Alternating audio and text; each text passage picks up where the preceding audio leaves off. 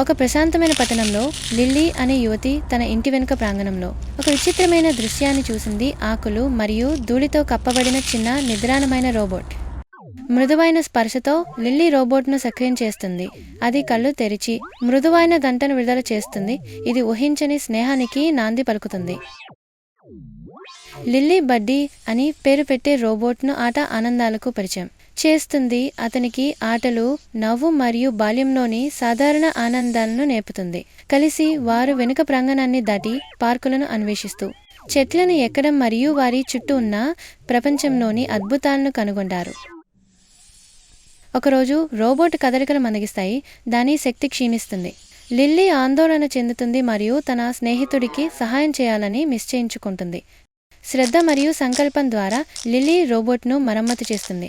దాని స్పార్క్ను తిరిగి రగిలిస్తుంది మరియు వారి విడదీయరాని బంధాన్ని బలపరుస్తుంది.